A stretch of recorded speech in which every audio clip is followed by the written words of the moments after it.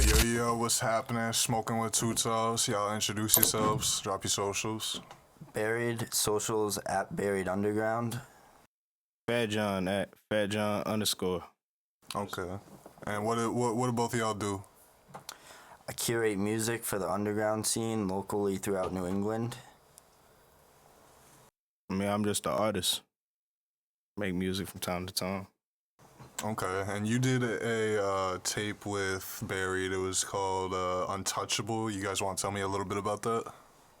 Yeah, just had mad music pending. I seen it in the files and I was like, fuck it. Got this shit today. Yeah, we had about probably like 15 tracks over the past year or so that just from studio sessions built up and whatever. And just randomly one day we were like, we got a project here, like we got to drop something. And so we dropped the Untouchable EP and it's out now. Go stream it everywhere. Y'all gonna tap into it. Okay, and so what does the process look like for you on the curator side? Like, do you have a vision of like what you want something to sound like and you find artists, or like how does that look?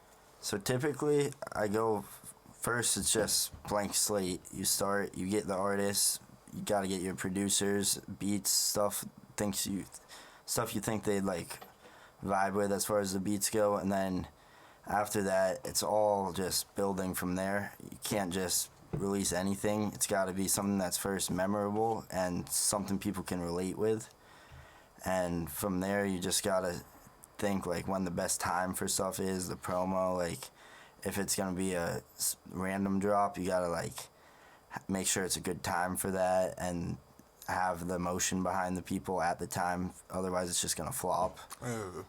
And so yeah, it's just pretty much building. You got to build from the ground up. Okay, and so what did it look like for your single Got You, which was produced by Margella 888, correct? Or was that a feature? No, that's one of the artists on it. Okay. So how'd that track come together? So that was actually Fat John's song from one of our sessions with Project X. Okay. He made the beat and mixed and mastered it, and we had a session probably a year ago now, and we had it over in Bedford at the studio over there. And at first it was just an open. We were sitting on the open for probably like 3 months, and then one day I sent it to Margella and I was like, hey, you gotta hop on this. And so we hopped on it at another session, and then we had it sent. We were sitting on it for probably another 3 months after that. And then one day I was just listening to it and I was like, yo, like this is like pretty relatable with like what a bunch of people are going on with their lives right now and everything. And it's just like good vibes, brings everything up. And so made the cover art that night after talking to both of them, and we dropped it same night. And then that song did really well. It got like 5K or something in like a month, which pretty good for a surprise drop. So how'd you get originally get tapped in with Project X? I got tapped in with Project X probably 2.5 years ago now. I had at first dropped my first mixtape, Buried Files, and he wasn't on it. Mistake on my end, but at the time I was just starting up. I didn't even like I hadn't really reached out to him on anything yet, and he hit me up congratulating me on my release and everything, and just like asking like if I need help on anything, hit him up and stuff. And then he was saying like if you have another project or anything, let me know, like I want to be on the next one.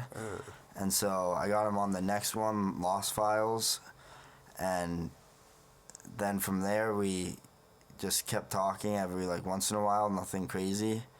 And then I came back to doing studio sessions hardcore probably like 1.5 years ago, and I just would hit him up for beats, hit him up for sessions, everything, and we've been tapped in since. And he'd invite me out to his producer sessions, get to know like people within the scene, everything. He'd be sending me like videographers and stuff to get my work done and everything, sending me stuff for cover arts, all that. And he's just been a huge help with everything. And so how did you, what made you want to be like a curator? So in high school, I was just listening to the underground music within the scene. I was listening to like Scuba, Shisco, Lil 22, Fat John at the time. Just like people like that, some of the mass artists and stuff. And I actually went to high school with Shisco, and it was one night I was over at his crib before Thanksgiving that year, and he was like, hey, you gotta like start doing like music promo and everything and whatnot. And so he convinced me to like start up as a promo page and everything. And like the more and more I started doing it, I was like this is fun and all, but like I feel like I want to be more hands-on. Yeah. And so he told me I should start like curating stuff and go like sending out beats from like producers I can meet and stuff, and like taking it that route. And so I started doing it that way, and Cairo had his studio, so I'd go there and I'd be saying like, get this artist on this track with this other artist, and I'd just pretty much like guide who I felt would sound good together. And then we'd start just dropping music on mixtapes with them and so forth. Okay. And tell me about your number 2 single, which was on Spotify, which is Nothing to Lose. That's with Lil G. How'd that track come together? That was same session as the Got You track with Project X.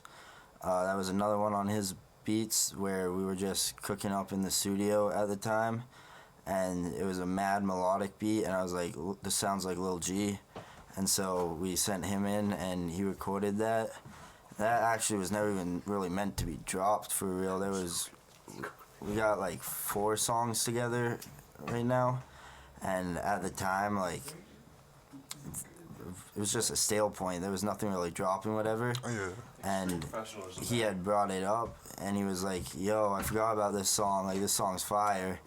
And like, I forget who sent it to who or whatever, but we were both on the same page, and I was like, yo, we should drop it soon. And so then we like made a cover, everything, and I like sent it back, and he was fucking with the cover. And so we just talked, and we were like, yeah, we'll drop it in 2.5 weeks from now. And so we uploaded it for everything and then dropped it everywhere, and then shit did pretty well on all platforms. Almost 1,000 streams on every platform now, I'm pretty sure, which they're nothing crazy, but for every platform, that's pretty good. Across the board. Yeah. So tell me about the Nightfall EP, which was also with Project X, and also, is it What's About? Is that how you say his producer name? Who's AB? Who's AV? Okay. So tell me about that one.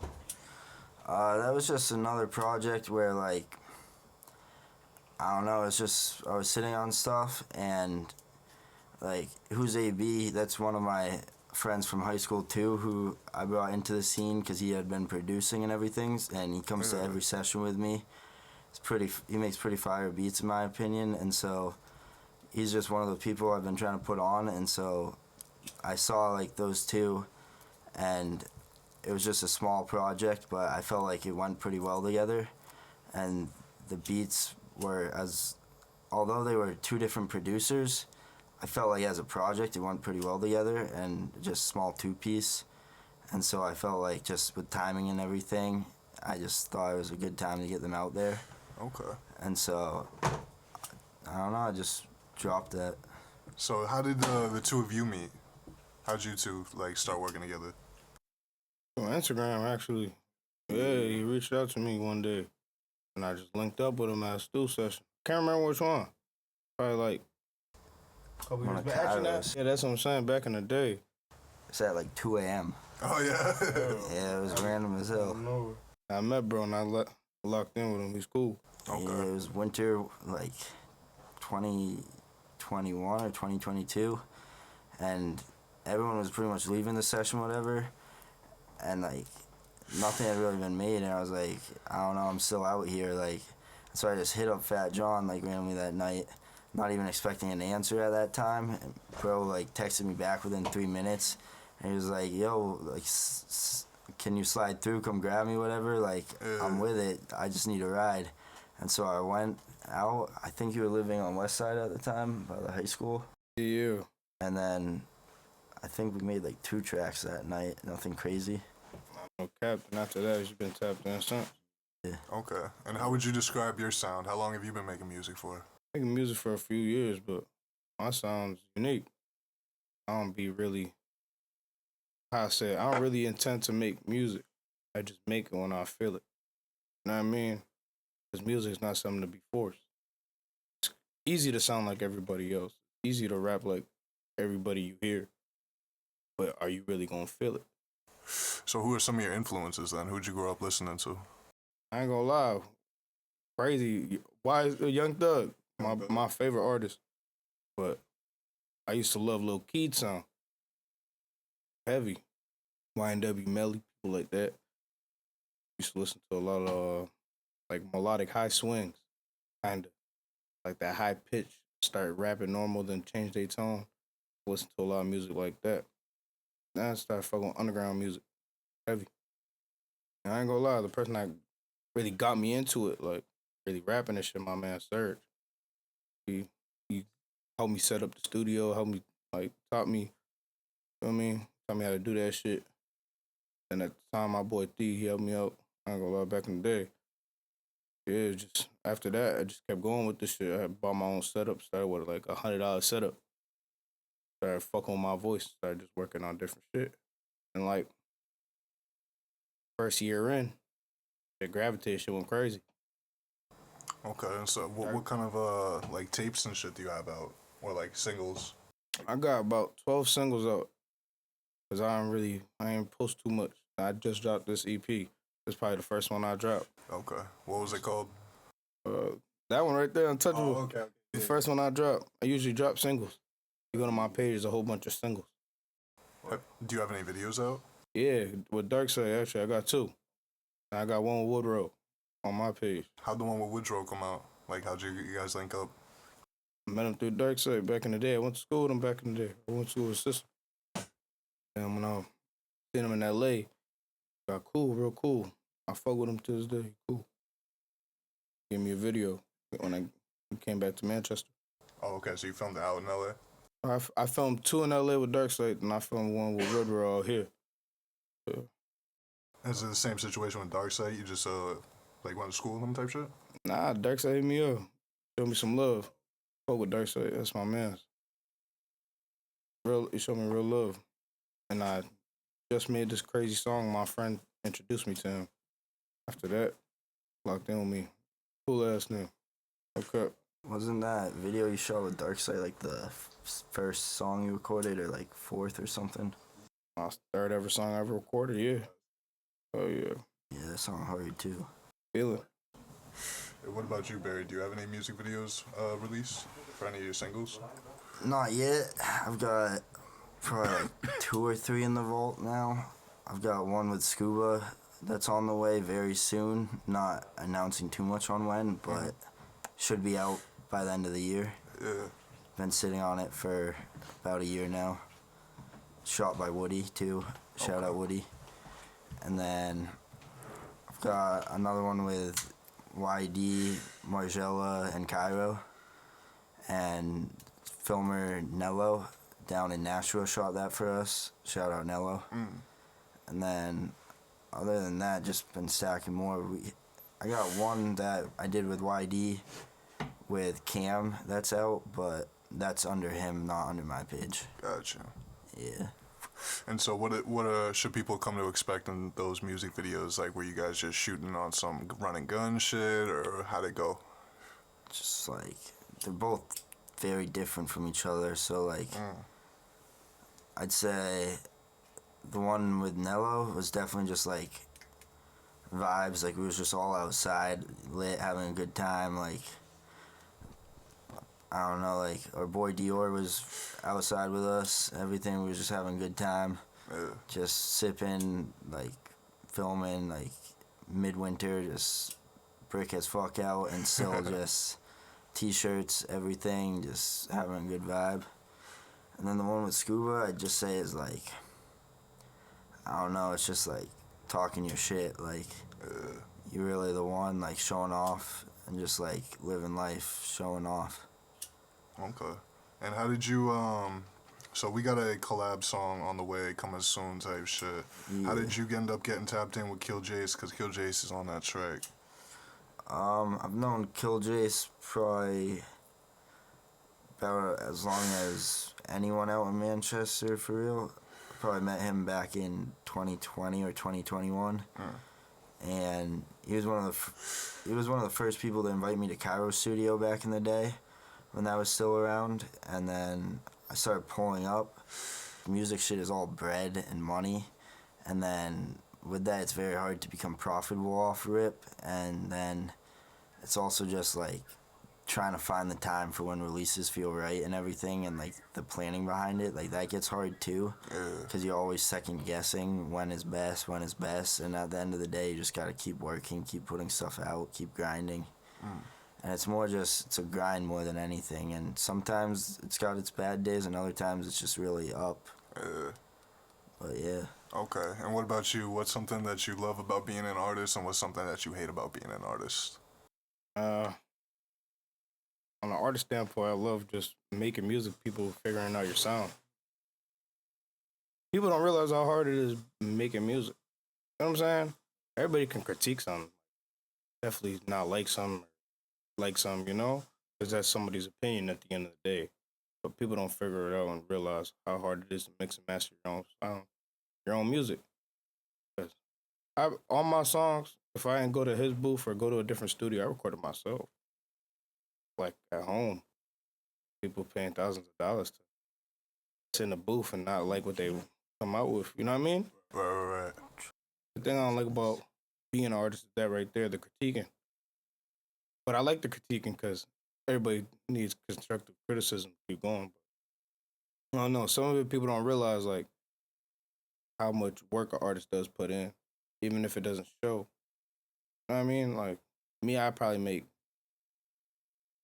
6, 7 songs, 8 songs. Nobody would know I made them because I don't post it. You know what I mean? But I still do work. People like, oh, I look at his page, it look deactivated. He ain't posting it. I'm just working, going through some other shit. You know what I mean? Just because I got realized. Yeah, what did Cairo used to call it? He used to say it was like reps and shit, like push-ups. That's exactly what music creation. That's what a lot of like anything really is in life. Like, to get better at it, you gotta keep doing it over and over and over again. Competitiveness, you gotta keep working. That's like you said, consistency. Mm-hmm. You don't like your sound, how you gonna change it? You gotta find a new way to talk. You gotta find a new way to rap. You know what I mean? You gotta hear yourself and be like, oh, I want to try something different. You know what I mean? That's what I've just been doing. I just try different things in my voice. And so, how do you find yourself promoting singles? Do you try to base it around like the style, like a style that you're going for? Or do you base it around each artist already has like a vibe and you match it to that vibe? I mean, as far as me, I'm trying to like build my shit into a label, so I kind of need it all looking a certain aesthetic and everything. And so I try to match it with both, but sometimes it's just got to match the way it's already going. And so from there, there's certain like apps and like sites that you can use to further push it and promote it. And so like even Instagram has the built-in like reach more audience button that you can like pay to promote stuff. And like you gotta know how to really use those tools that they already offer you from there, because like your followers you already have are gonna only get you so far. Right. And sometimes you have to dump your own money into it, which sucks to hear sometimes, but it is what it is with the industry now. Yeah. Because it all is bread again. Exactly. Yeah. And so you just gotta like pick your target audience and make sure that it matches, and then from there shit should go right if you pick the right audience, and you should be getting more views. But other than that, it's just all promoting and just keep posting the same stuff, and it'll hopefully go. Okay. And what about just completely off music shit, like lifestyle shit? What do y'all like to eat for food? What's y'all favorite food? Shit. I like a kid, bro. I ate pizza, hamburger. I feel like most rappers are like that though, especially like you gotta order some shit at the studio. I be eating rice and chicken at the crib though. Shout out my dudes. Yeah. What about you? I'm eating a lot of Asian food, I'm not gonna lie. Like hibachi and stuff. Okay. Chinese, shit like that. Okay. What specifically though? Probably the General Tso, or like, I don't know, lo mein and like some fish or something, some salmon. I don't know, some good shit. Okay, what are some spots that you be hitting then? Man, I don't even really know. I be going everywhere. Yeah. I just be traveling for the most part. I be going to the spots I see in every like place I be going. Yeah. I feel you. Trying out new stuff. Alright, word. Yo, how long have we been going for? 27. 27? Alright, is there anything else that you want to talk about or add? I don't know. No Did you music on hit the all way. those questions?